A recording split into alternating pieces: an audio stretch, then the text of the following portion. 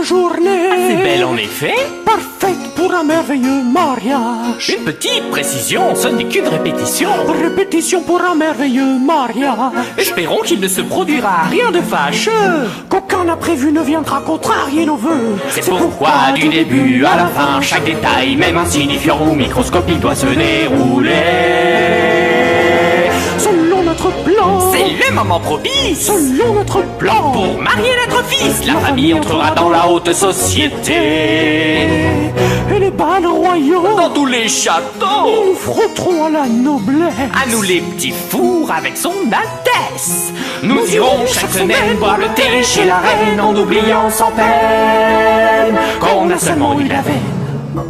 Sacrebleu, ma robe est coincée. Emporte-toi, ma chère, en avant toute. Ce n'est pas moi, c'est ma robe qui est coincée. Où est donc Victor? Il va encore nous mettre en retard.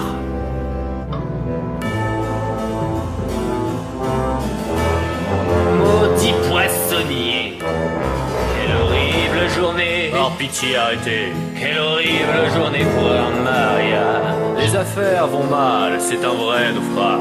Dont nous sauvera ce monstrueux mariage. Pour que cette famille ne tombe pas en friche, il faut marier notre fille à un nouveau riche. Ils sont vulgaires. Ordinaire. C'est vraiment un enfer. Y a pire encore, comme ces misérables hors la loi, ces aristocrates ruinés qui font des chèques en bois sans le moindre sou dans leur coffre.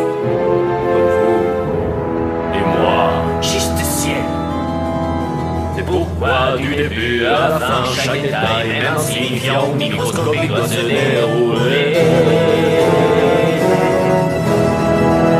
selon notre plan. Marions notre fille selon notre plan, afin que cette famille retrouve enfin fortune et bien-être. Au sein du royaume De nos chers ancêtres, et personne au monde n'aurait pu deviner qu'une fille qui attendrait de grâce, qu'une loutre déprimée pourrait nous faire sortir de cette mauvaise passe.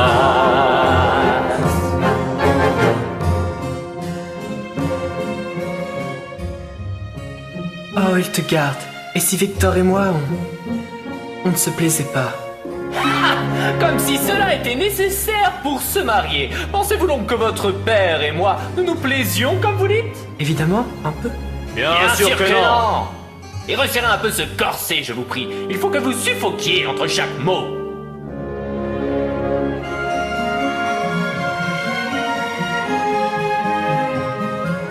Je crois que cette fois, tu as fait une belle prise, Victor. Tu n'as plus qu'à remonter cette fille dans tes filets. C'est moi qui ai envie de filer. Victoria Everclotte devrait épouser un lord au moins. C'est absurde. Nous n'avons rien à envier aux Everclotte. J'ai toujours su que je méritais beaucoup mieux qu'une vie de marchande de poissons. Mais je ne lui ai même pas encore parlé. Grâce au ciel, voilà au moins une chose en notre faveur. Mais you, arrêtez un peu de cracher vos poumons.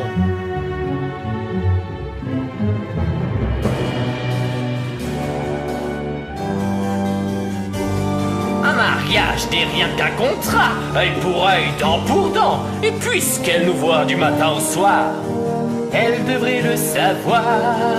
Elle devrait le savoir. Il faut que tout soit parfait. Il faut que tout soit parfait, parfait. Et c'est pourquoi du début à la fin, chaque détail, même insignifiant ou microscopique, doit se dérouler selon notre plan.